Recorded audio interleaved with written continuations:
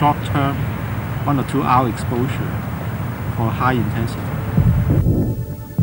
Our office is located on the 3rd floor of an office building with another building just about 150 feet away that's at the same elevation as our office. It's 3-story.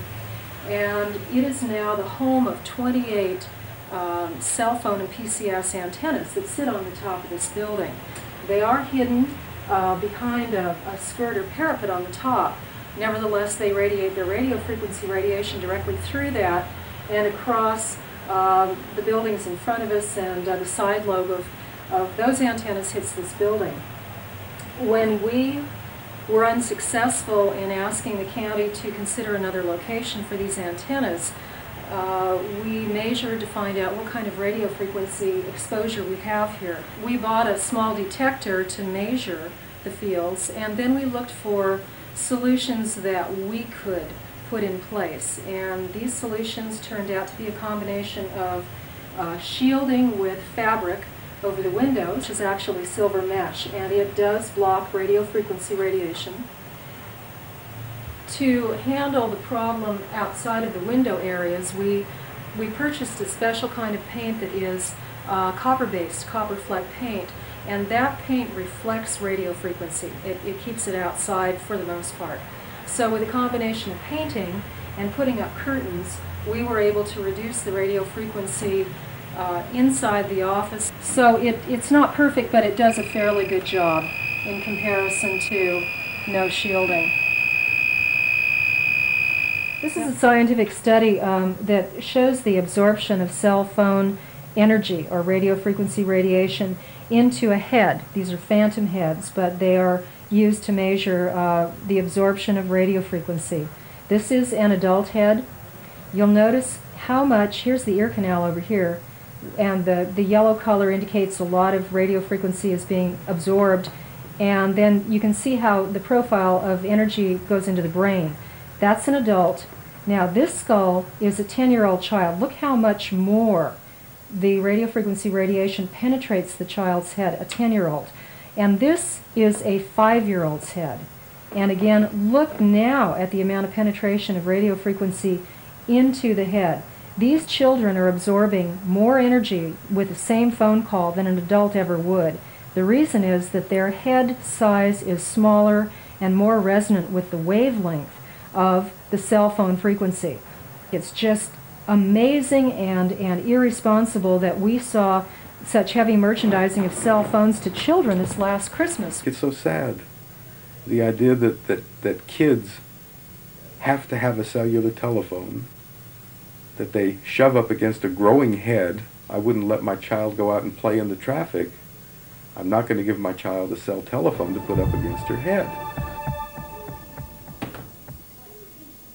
We live in a 2-story home. It's a new home along with 7 other families in houses next to this building, and because it's a 2-story home, the roof of the building is 35 feet above the ground level, and it means the antenna arrays will point directly line of sight into our family room, our daughter's bedroom, and the same thing for all of our neighbours. Okay, so this is my daughter's bedroom, and the view through her blinds onto the adjacent building, which is a Pac Bell building, where next term would like to put its 12-element ASMR array. They have a mock-up, so let us see how un-ugly it is, but it's very ugly. And you can see there's some existing cellular structures from Pac Bell and Sprint behind the tree on the right, and the new elements of the array you can see on the rooftops. We had 2 letters from realtors saying property values will drop 10% to 12% if you can sell them.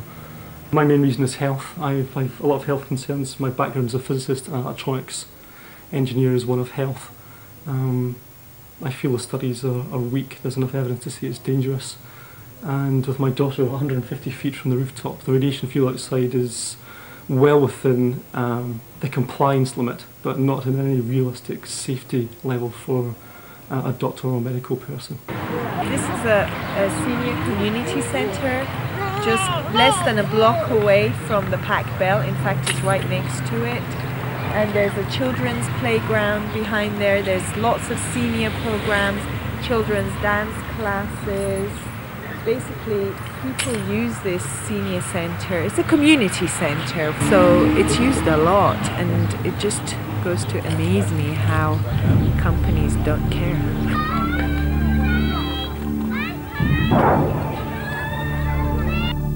Anyone who's a parent or has had a child would not want this to happen to their child, even if they could tolerate this happening to their brain. This is a responsible public health solution, not based on knowing all the facts, but based on the question, is it safe?